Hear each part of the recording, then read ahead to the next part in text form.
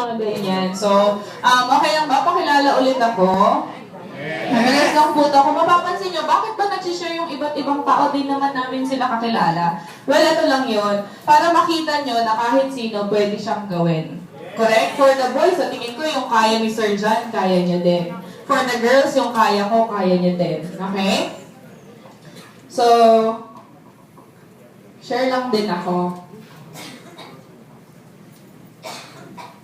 Okay lang po ba? Tanong ko muna kung sino yung mga nag-work sa bank dito. Meron po bang mga taga-bangko? Ayan, meron. Ayan. So, ito po ako. Since mahilig tayo sa picture, ito, picture na lang. Nakita ko po ito sa Facebook, nagulat ako. So, pwede nyo ba hulaan kung nasan ako dyan? Ayan, ako po yan. I was 22 years old nung una ko pong nalaman yung Yosana. Paano ba ako na-invite? Ang swerte nyo kasi may nag-invite sa inyo. Sa akin po, wala. Diba? As in, feeling ko hindi naniniwala yung mga office mates ko na kaya kong gawin ng Yosana. Talagang ako pa ang pumilit na dalhin niya ako dito. So, mag-thank you ka dyan sa nag-invite mo kasi number 1, sa tingin niya, uto-uto ka. Joke lang. Biro lang. Number 1, alam niya na kalad ka rin ka. Biro lang din po. Number 1, alam niya na kaya mong gawin yung business kaya ka andito. Diba sabi nga nila, mag-join ka or hindi, wala siyang makukuhang cash kasi hindi po ganun si Yosana. Okay? So, hindi nag-invite sa akin. Ayan, yung office mate ko po. Yung girl na yan. Yan po si Miss Joanne Sunyo. Paano ko ba nalaman yung Yosana? Nagpaalam siya sa akin, pupunta daw siya ng Australia. So, na-shock ako. Tinignan ko siya ulo hanggang paa. Di ba pareho lang tayong sweldo? Paano mo magagawa magpunta ng Australia? So, ang sabi niya sa akin, yung fiancé daw niya, at that time po, meron po siyang 3-month-old na baby, pero hindi pa siya married, so fiancé. Di ba? So, sabi niya, yung fiancé daw niya, meron pong nakuhang, ayan po, So, bakit nakatawa ang mga tao? So, yung fiancé po niya, sabi niya may nakuhang treat sa Yosana, or sa business. Sabi ko, di ba, room boy siya? Ano yung part-time niya? Pwede mo ba akong dalhin dyan? Sabi niya, naku, wag na, busy ka. Hindi ako busy.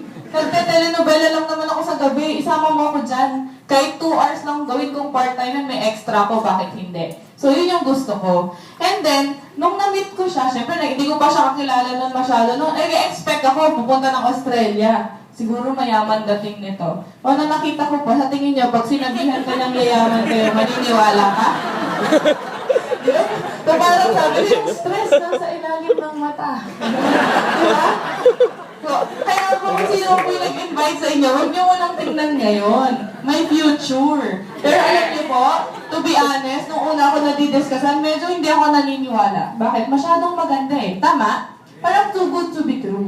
Sabi ko, totoo kaya to? Pero at the middle of the discussion, ang galing niya. Nag-humble down ako, nakinig po ako. Nag-join ako. So, eto naman po ako nung nag-start ako sa Yosana. Ayan. So, mas lalong di ka maniniwala na yayaman ka pag yan ang nag-discuss. Bakit mo ang pinabili lang ng toyo, tapos naligaw pa? So, ayan po ako.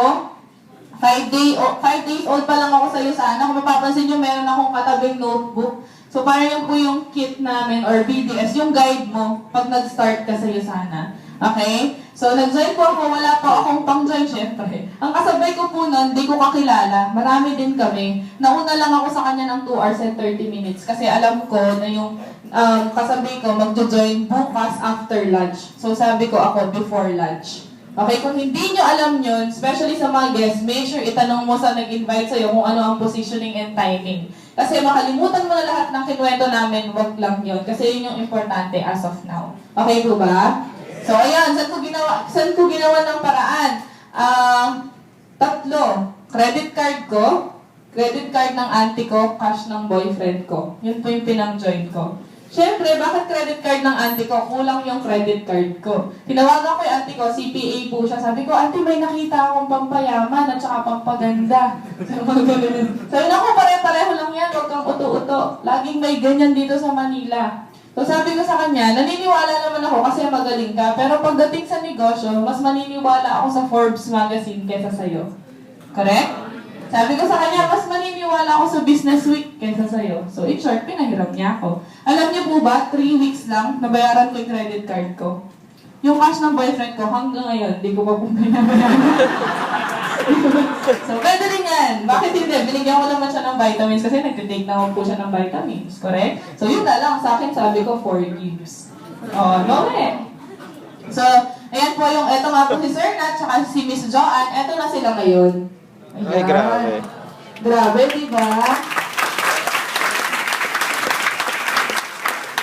Hindi na po siya mukhang room boy. Mukha na po siyang may-ari ng hotel. Tama? So, yung office mate ko, ito po. Madaming kinain ng mga time na to.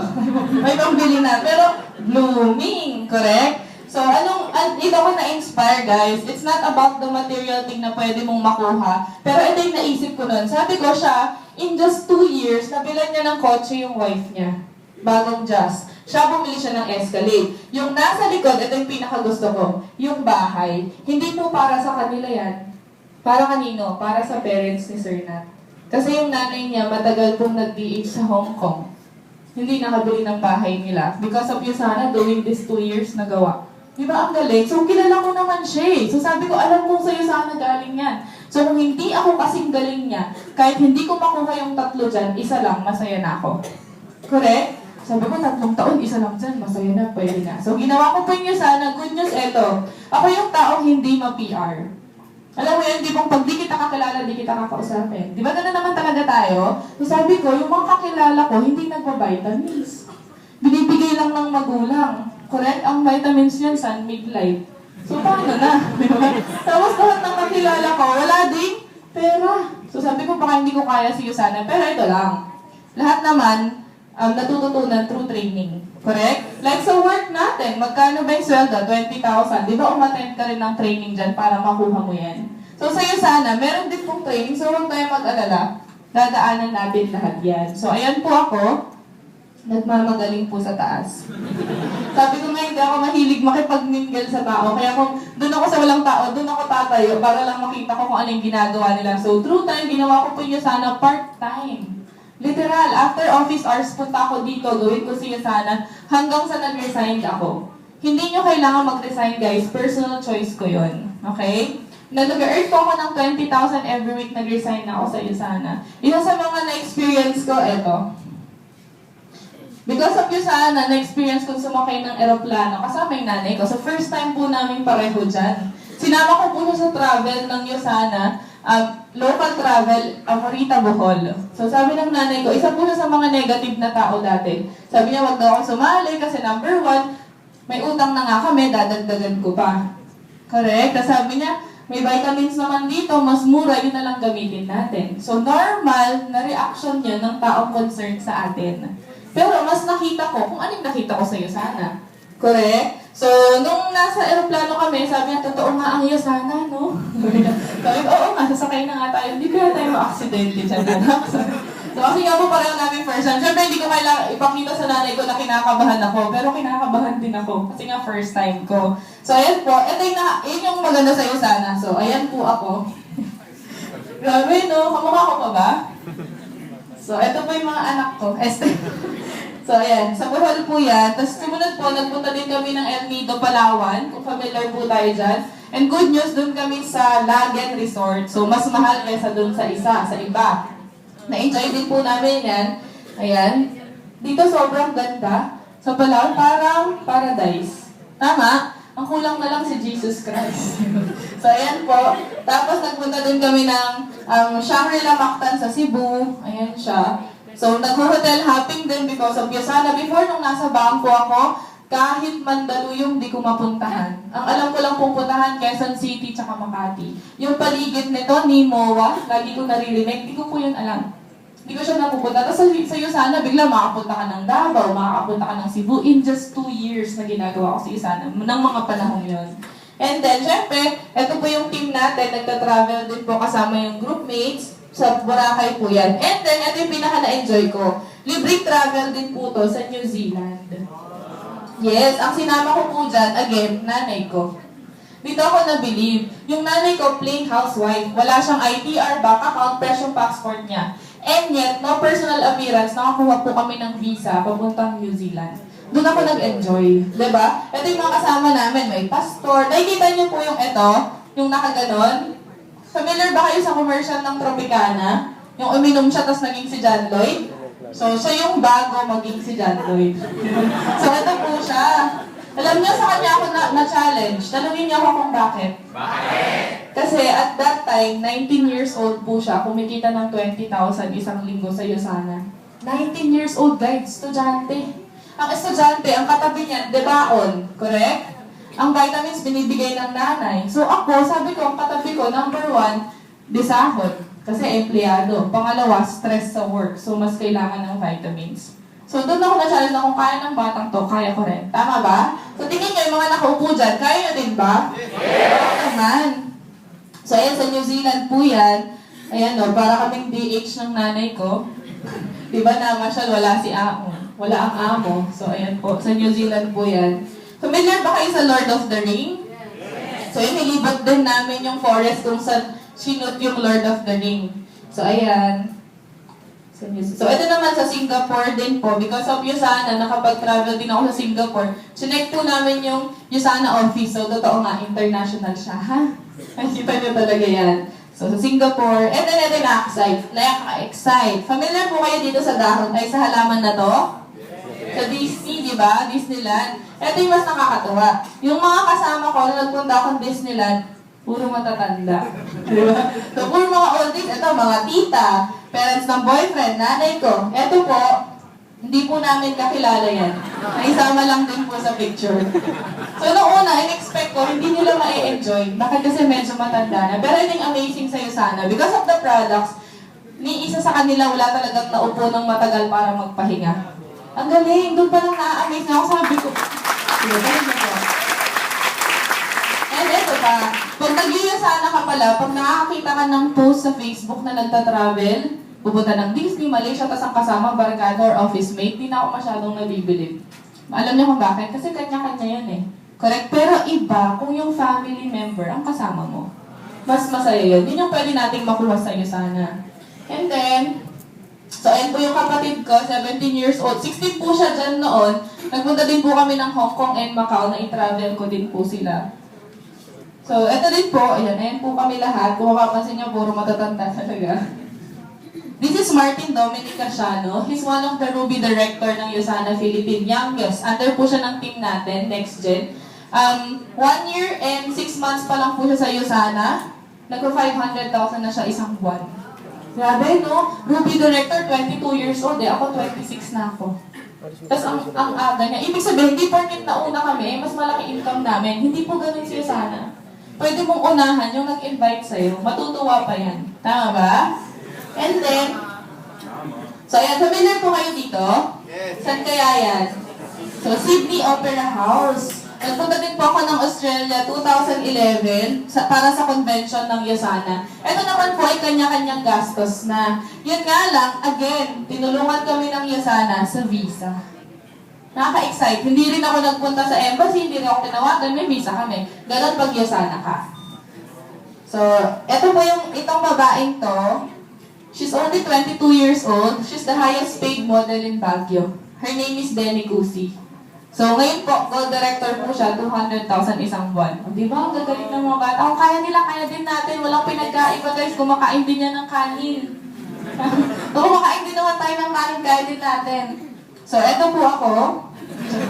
So, isa sa mga nagustuhan ko din sa Yusana, again, hindi lang yung financial or sa money. Because of Yusana, nakahawak ako ng totoong kwala. Achievement yun. Pinagtatawanan nyo kayo, nakahawak na ba kayo ng totoong kwala? O, see? Because of Yusana, magagawa mo yan. So, cute pala sila. Nakakita na rin po ako ng kangaroo. Dati sabi sa akin nung kausap ko, hindi ba yan daga? Eh, hindi, kangaroo yan. Maliit lang. Di ba? May maliit, may malaki. And then, ito yung latest. Nagpunta din po kami sa US because of Yusana. Ito pong taong to, pinsan ko po siya. Nung bago po ako sa Yusana, in-invite ko na siya kasi excited ka. Gusto mong isama lahat ng friends mo, office mates mo para makita yung business, correct? So, in-invite ko siya, hindi siya nag-join. Sabi niya, naku, share your blessings na lang pag mayaman ka na. Okay, naiyak ako ng mga panahong yun. Kasi sa isip-isip ko, ba't hindi siya maniwala sa akin? So, ngayon ko lang na-realize, dahil siguro sa itsura ko. Diba? So, tapos, after na makita yung mga result, nakapag-travel ako kasama yung nanay ko, tsaka yung kapatid ko, nag-join po siya. So, ngayon po, bronze director na po siya ng Yosana. Pero nung nagpunta kami sa US, builder. Pag sinabi mong builder, 8,000 sa isang linggo. Part-time pa lang siya nun kasi taga-bangko din po siya. Lahat kami, since medyo strict sa US, correct? Kailangan ng personal interview. So ako, ang pinrepair ko, bank cert, proof of properties, alam niyo yung mga ganon, siya ang pinrepair niya, 2x2 picture, at saka certification na Yosana member siya.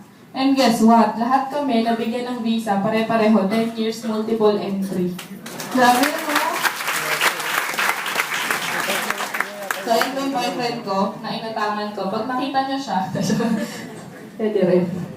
So, ayan po, sabi ko, ang galing. Sabi nga ng mga tita niya, ano ginagawa mo dito? Di ba wala kang asawa?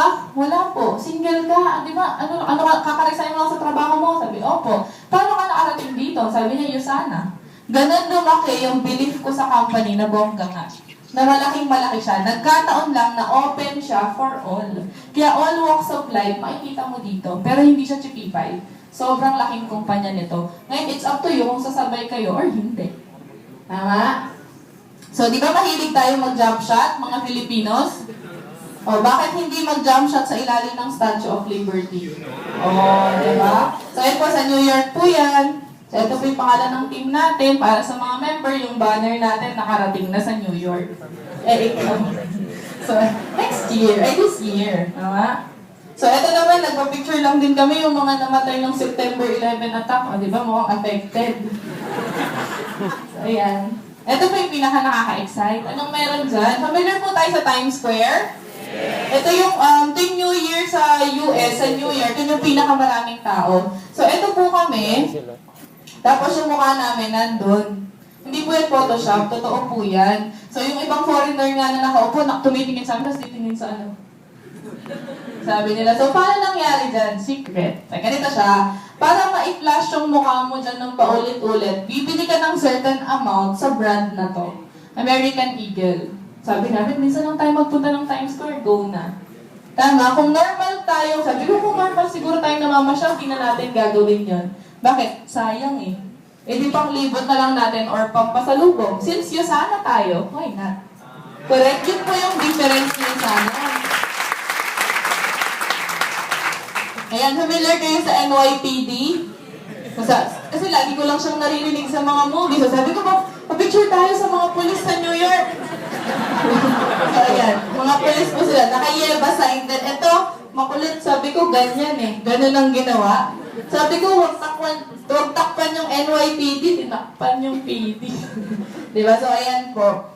And then, eto. Sa New Jersey naman yan, yung advertisement in the sky. Meron lang isang eroplanong dadaan. Pagkadaan niya, may nakasulat na, Facts Spectacular.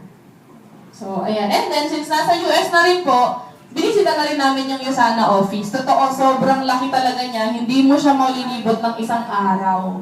Yung US office. So, ayan po siya. Andiyan po yung mga flags na merong Yosana. Andun po yung Philippines. And then, iba sa California, kung familiar po tayo sa Crooked Street, ayan, si ma'am. So, nagpunta din po kami dyan. Eto, sobrang bait nito. Tito at tita ni Miss Gold. Sila po yung typical na mga Filipino na dito sa Pilipinas, mayaman. Bakit? Maganda yung bahay, madaming kotse, correct? Pero pagdating po sa US, nagulat ako. Bakit? Hindi isa ang trabaho nila. Hindi dalawa. 3 jobs. Sabi ko, wow, nasa developed country na to, ang trabaho 3. Samantalang ako, taga-Pilipinas, ang trabaho doon, uso, isa o wala. Correct? So, parang doon pa lang, mauwi mo na yung difference kung bakit mas okay sila doon. So sabi ko, talagang gagawin ko yung Yosana na ipapakilala ko siya kasi hindi ito part-time na trabaho, part-time business to. Mas okay kaysa sa part-time na trabaho. Nagets po ba? Ayan, si Tito Rudy, ano siya doon eh, pizza delivery boy, tapos mailman, at saka sa isang gulayan. Grabe, sipag, no? Tapos ito yung anak nila, nurse. Doon din pero sobrang humble nila. tinatanong ko sila, Tito, kung kayo papamiliin, anong gusto nyo, sa Pilipinas o sa US? Ang sagot, Pilipinas. Kasi iba daw yung saya dito, correct? Pero kailangan nilang mag-sacrifice doon. Kailangan nilang mag-stay kasi mas okay yung pay. Sabi ko, Tito, yung Yusana, sabi nga niya, kaya ang swerte nyo sa Yusana kung dollars talaga yung sinusweldo nyo dyan. Sabi ko, opo, dollars converted into peso. Sabi niya, ituloy nyo kasi maganda yan. Diba? So, doon ko ulit na-realize na blessing talaga si Yusana, kaya ang sarap i-share. Hindi siya nakakahiyang gawin. Alam niyo kung bakit? Number 1, hindi illegal drugs to. Tama? Hindi rin siya baril. Ano siya, supplement para i-promote yung health. So, bakit di mo siya gagawin i-promote? Hindi naman natin trabaho mag-recruit na pag nag-recruit, ayaw mag-join, kukuhanin yung alahas. So, mga ganun, di ba? Buo pa rin pa kayong makakalabas, so kayo mag-alala. Pati mga alahas yung tangayin nyo, wala kaming kukunin. Okay? So, in short, sabi ko, ang ganda, pupromote ka lang ng products and business. Pag nagustuhan ng friend mo, go. Pag hindi, okay lang din. Ganun lang. Kikita ka ba ng dollars? So, ayan, pag pumalapit, Golden Gate Bridge sa San Francisco. Ayan, so mapapansin nyo, sa mga travels ko po, hindi ko po kasama yung tatay ko. Sino dito may probinsya? Taas yung kamay. Ayan, familiar kayo sa bukid? Farm. May kausap ako dati, taga Manila, sabi niya, Farmville? Sabi ko, hindi po. Yung totoo pong lupa. So, yung tatay ko po ay ahente ng palay sa probinsya. Yun po yung trabaho niya. Ang nagpaaral po sa akin ng high school and college, yung pong parents po ng pinsan ko na si Miss Gold, yung nakasama ko sa US, yung parents yung nagpaaral sa akin ng high school and college. Kasi ang trabaho ng sa probinsya, seasonal. Correct? Pag walang ani, wala. Pag meron, adi swerte. So, sabi ko, since hindi ko nakakasama yung tatay ko, bakit hindi? Ito, greatest blessing ko po before mag-end yung 2012. Hindi po akin yan, nagpa-picture lang ako. So, nagpa-picture ako, dito sa coaching to, kaya binili ko to. Ano yan? Fortuner 2013. So,